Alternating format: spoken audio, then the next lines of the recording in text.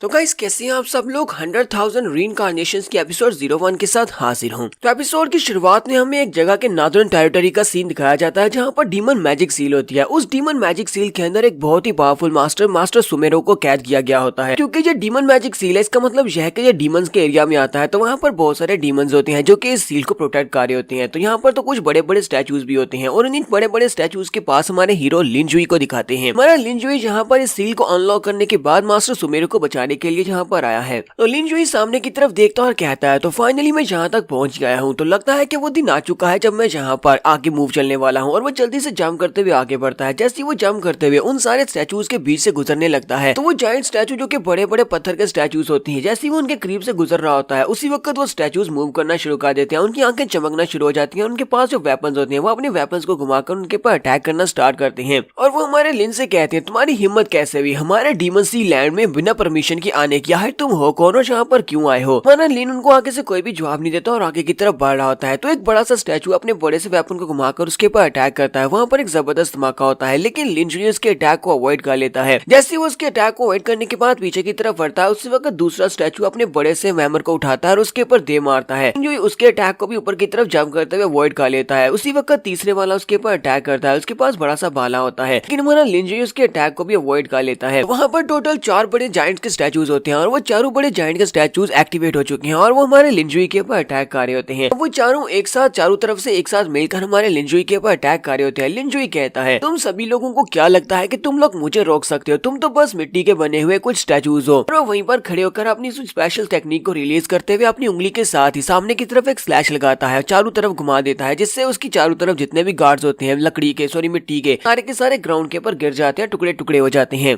क्योंकि लिनजुई ने जहाँ पर अपनी एनर्जी को गोल चक्कर में घुमाया होता है और उसके आसपास वो चारों स्टैचूज होते हैं, तो वो चारों के चारों इसके साथ हिट होने के बाद सेंटर से कट जाते हैं, उनके टुकड़े टुकड़े हो जाते हैं और वो वहीं पर गिर जाते हैं। तो उन सभी स्टैचूज को मारने के बाद हमारा लिनजुई अब आगे की तरफ बढ़ रहा है। उस डीमन मैजिक सील की तरफ वो आगे बढ़ता है और कहता है तो लगता है कि अब यहाँ पर अगला लाइन ऑफ डिफेंस आ चुका है। ये सारे के सारे तो कैनन फोडर्स हैं, क्योंकि ये सभी लोग मरने वाले हैं। तो उसके सामने कुछ आर्मी गार्ड्स होते हैं, ये सारे कुछ स्पेशल सोल्जर्स होते हैं। उन सारे स्पेशल सोल्जर्स के साथ साथ कुछ डीमंस भी होते हैं जो कि तरह तरह के डिफरेंट काइंड्स के डीमंस होते हैं और काफी पावरफुल भी लग रहे होते हैं। उनमें से एक डीमन आगे बढ़ता है और हमारे लिन से सेम वही बात कहता है कि तुम्हारी हिम्मत कैसी हुई हमारे डीमन सी लैंड में बिना परमिशन के आने की? और वो अपने साथियों से कहता है जल्दी से जाओ, जाकर इस लड़के को पकड़ लो, अगर पकड़ सकते हो तो पकड़ो वरना इसे मार डालो। और वो सभी लोग हमारे लिनजुई को पकड़ने के लिए आगे बढ़ते हैं, जबकि हमारा लिनजुई फिर से वहाँ पर हल्का सा मुस्कुराता है और कहता है मुझे तो लगा था कि ये लोग यहाँ पर किसी पावरफुल लाइन ऑफ डिफेंस को भेजेंगे, लेकिन इन लोगों ने तो यहाँ पर रॉम वॉइड शैडोज को भेज दिया है। ये सारे होली रॉम वॉइड शैडोज, ये तो सभी लोग तो पावरफुल स्पिरिट्स हैं। असल में ये अपने मास्टर्स के शैडोज है और इनके मास्टर्स जितने पावरफुल होते हैं ये स्पिरिट शैडोज भी उतने पावरफुल होते हैं, यानी कि अपने मास्टर से इनकी पावर्स कुछ थोड़ी बहुत ही कम होगी। लेकिन नॉर्दर्न एरिया में ये लोग यहाँ पर इस सील को गार्ड करते हैं। तो हमारा जाओ वहीं पर पत्थर के ऊपर बैठ जाता है, जबकि वो सारे के सारे होली शैडोज उसके ऊपर अटैक करने के लिए उसके करीब पहुंच रहे होते हैं। और लिनजुई यहाँ पर हमें एक और बात बताता है, वो कहता है जहाँ पर इस डीमन सी के अंदर जो डीमन किंग्स है तो 7 डीमन किंग्स है और उन सभी ने मेरे पर नजर रखने के लिए लगता है कि काफी बड़ी कीमत चुकाई है। लिनजुई कहता है चाहे वो कुछ भी खा ले लेकिन यहाँ पर उनकी दाल नहीं गलने वाली, क्योंकि काम नहीं बनेगा। और वो उठता है और उन सभी के ऊपर अटैक करना स्टार्ट करता है। सिर्फ और सिर्फ एक ही एक पाम मारने से वो सारे के सारे होली शैडोज वहीं पर डिस्ट्रॉय होते जा रहे होते हैं। हमारा हीरो लिनजुई काफी ज्यादा पावरफुल होता है, वो उन सभी शैडोज के ऊपर अटैक कर रहा होता है। एक एक करके वो आगे गुजरता जाता है और जहाँ पर बैंग बैंग बैंग की आवाज आती है, यानी कि उसने आसपास जितने भी होते हैं उन सभी को मार दिया होता है। सिर्फ लास्ट के ऊपर उनका जो चीफ होता है वो बचता है। वो हमारे लिनजुई की तरफ देखकर बहुत सा घबरा रहा होता है और कहता है ऐसा कैसे हो सकता है। तो हमारा लिनजुई उसके ऊपर भी अटैक करते हुए आगे गुजर जाता है। वो अपनी उंगली को घुमाते हुए एनर्जी स्लैश लगाता है और उस बेचारे को भी मारकर आगे आ जाता है और हंसते हुए कहता है तो लगता है कि फाइनली मैं उस जगह के ऊपर पहुंच ही चुका हूँ। हमारा लिनजुई उस डीमन सील के सामने पहुंच जाता है। उस डीमन सील के सामने पहुंचने के बाद से मास्टर सुमेरो दिखाई देते हैं, जो कि वहाँ पर चेंज में जकड़े होते हैं। मास्टर सुमेरो से कहते हैं